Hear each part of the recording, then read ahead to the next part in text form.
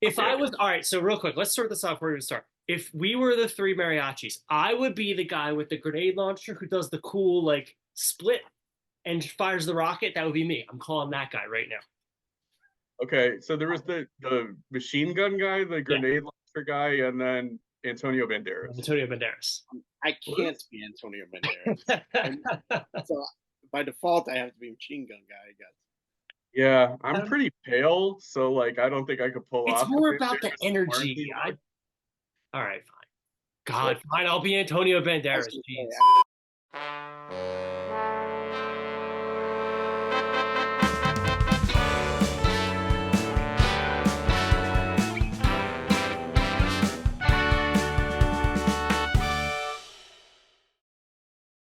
Hello, everybody. Welcome to Reserve Seating.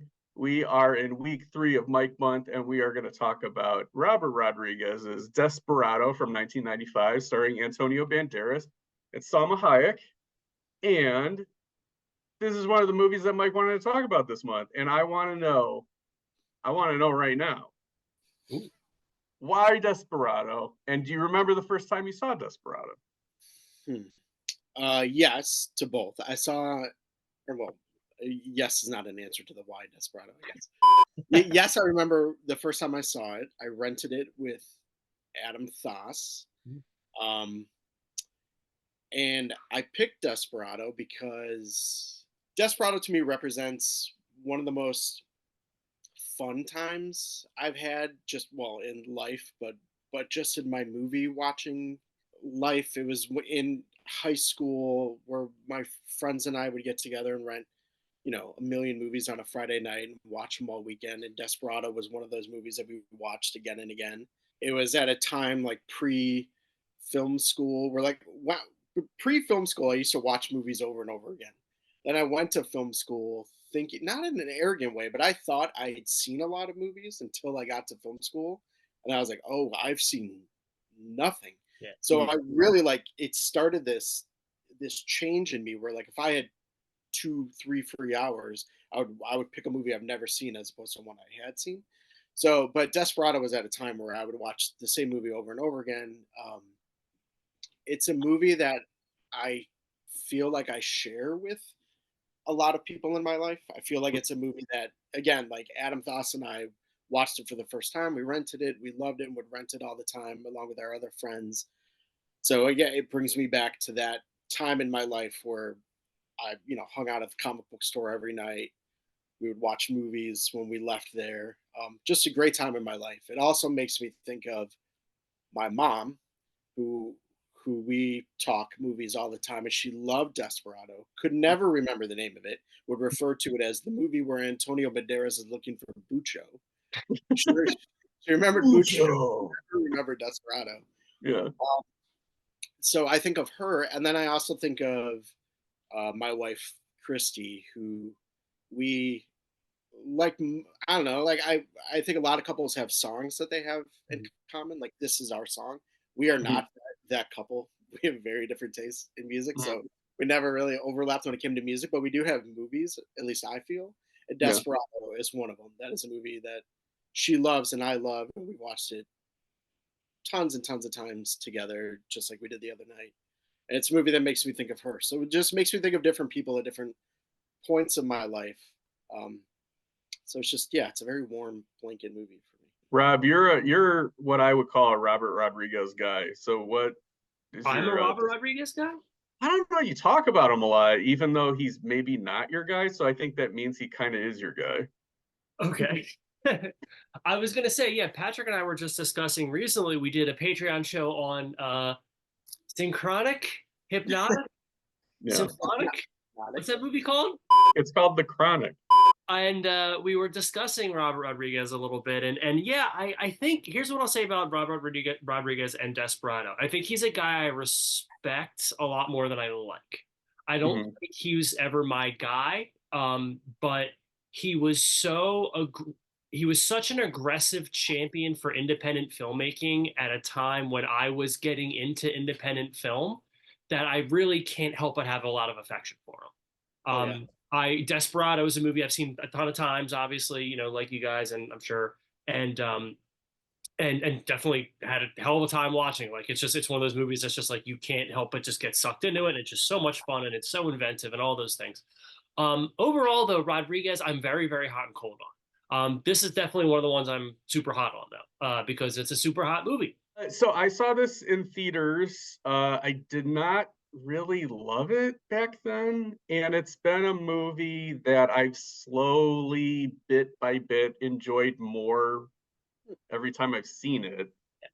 So this last time was the best it's ever been, although it's still for me like a 3-star movie. Okay. I will say though that I'm a much bigger Antonio Banderas guy now than I was back then, and I think that goes a long way. I Sure. think he's such a movie star, and his 95 was incredible because it was Desperado, Assassins, which is not a good movie, but he's really fun in it, and Never Talk to Strangers, which is a movie that has Rebecca De Mornay spearing poo on the walls. Yeah. And you think the most crazy part of that movie, and you realize, oh, he's the least crazy part of that movie. I just love his like choices that he makes because he's suave and he's like very charismatic, but like there'll be like a gunfight and then he'll just be like, "You missed me," Yeah. and like, or he's just like a fuck, stuff like that. So I love. He's got a lot of Pacino in him, and that's the thing I love about Banderas is he's going to give you every cent of your entertainment dollar. This is my first Robert Rodriguez movie because I never saw El Mariachi. First Salma Hayek, first Danny Trejo. So it's 3 people that I'm happy that are in my movie going life, and it's cool that I was introduced to them in this movie, which is like has some phenomenal action sequences, and the soundtrack's great, and like the whole kind of milieu is really fun. Yeah, it's a movie that I want to talk about more in terms of like what about this character than as like a plot. Oh yeah, yeah, no, Sure, yeah. no, totally. So I guess I'm going to start with this question to Mike. What do you have a favorite character in Desperado? Oh my god. I mean, it's El Mariachi. I mean, it's Antonio Banderas. I wish I had a different answer, but Okay. um, yeah, he's my favorite. I was watching it with Christy this time, and I told her I remember watching it for the first time, being like, I think I have a crush on Antonio Banderas. This is the first time I ever like watched a movie and was like, no, that guy is really doing it for me. Mm. And then Selma came on the screen. I'm like, well, And you were like, "Move, Antonio is in the frame. Move out." Rob, what about you? When Quentin Tarantino walked into the bar, that Oh was my God. no, I'm just kidding. We need to talk about that. All right, listen. I'm not. This is not. Do you think that Tarantino thinks he's a good actor? I think that he thinks that he's very charming on screen Okay. mhm. and that he's kind of like a raconteur. His performance is equal parts. I can't deny it being very entertaining, but it is a little embarrassing. And like that happened in 4 Rooms also, and his appearance on like All American Girl. It was a very specific, like he cannot play anybody other than Quentin Tarantino. Carry on. I have a different answer Okay. because I want to give this guy his flowers, so to speak. Joaquim Del Almeida Okay. is awesome in this movie, and anytime he's in a movie, he like brings it up a notch. He Okay. is also in Clear and Present Danger, and he was in Fast Five. Got it. And I Oh, feel like he's like the free agent you signed for like a 2-year deal, and he's gonna hit you 40 home runs each year, but he's like a journeyman, and he'll like just come and he'll show up at your spring training and just like unite the team, and he's a total professional, and he'll like get you into the playoffs, and he'll be like a valuable bat. Like that's that guy. One character I find very distracting in Desperado because I'm just like, what's his story? Because there's like too much attention paid to this relatively minor character. Is the nephew. You know what I'm talking about? Like, I'm convinced he's like a stuntman or something. Like, I'm always confused why we're paying so much attention to him. And It's like true. his death is very dramatic.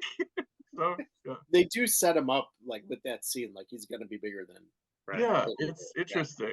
Mike, I was just going to ask you about what's your relationship with El Mariachi and Once Upon a Time in Mexico? Like, do you consider that is this a trilogy for you, or is it more I just I really wanted to find time to watch them both before yeah? this, and I Mm. did not, unfortunately. But I saw Desperado before I saw El Mariachi. I That's enough. eventually caught up with El Mariachi, and I like it, especially for what it is. Mhm.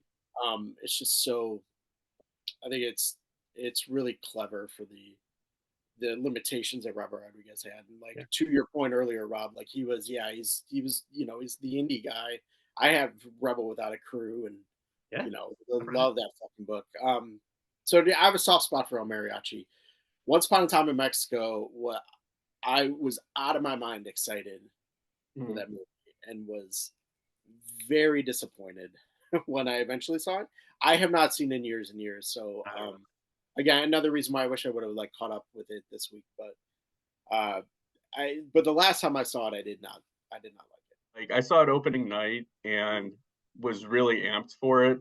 And at the time, I was like, I like what Johnny Depp is doing, but I felt like he's he's the most interesting part of the movie, which surprised me, and I didn't think the rest kind of raised to that level. And now the Johnny Depp of it all makes me not want to revisit it. So Right. yeah, it's a little weird. Going back to the conversation that Patrick and I were having a few weeks back, what for you makes a Robert Rodriguez movie? Like, what is his like? What are the benchmarks for you as someone who's a big fan of his work, as someone who's read his book, stuff like that? Like, what do you consider are sort of his essential ingredients?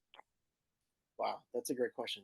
I'm it's inventiveness. Yeah, If that's not it, like I think he find not only does he find to me inventive ways to construct a movie, even I think of the bar scene in Mhm. Desperado, like that shootout's amazing, right. and I think like so many of those kills and moments, um, be it a kill or be it simply that Antonio Banderas and the other guy like on either side of the bar, Mhm.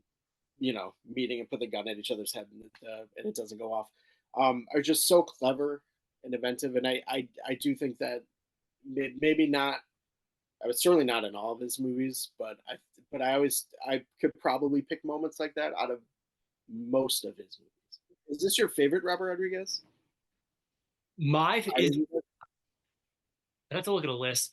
Yeah, I'd say this is probably my favorite of his, just because it's the most like it's the most it feels the most like he's in the pocket, like it's the most authentic, like in terms of the time period. I mean, you've got like it's a holy shit Selma Hayek performance, it's a holy shit Mhm. Antonio Banderas performance. Like it's just like one of those things where all of the things work. He's just in his prime, and it's like he's got just enough money to really kind of put, to show what he can do. Not so much money that it gets kind of stupid. And so I think for me, without looking at a list, I'd say this is probably my favorite of his movies. Yeah, Yeah.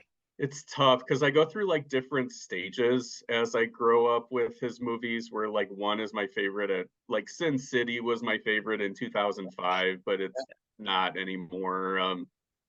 I think mine now would probably be Alita Battle Angel, actually, because that's I good. think like the James Cameron influence Yeah. helps him a lot. I'm excited to rewatch that. I haven't watched that since it came out. It's goofy and pretty wonderful. And she's the lead character is like, even if she's not in an Alita sequel, I want her to just show up in like Madam Web. So anything else on Desperado?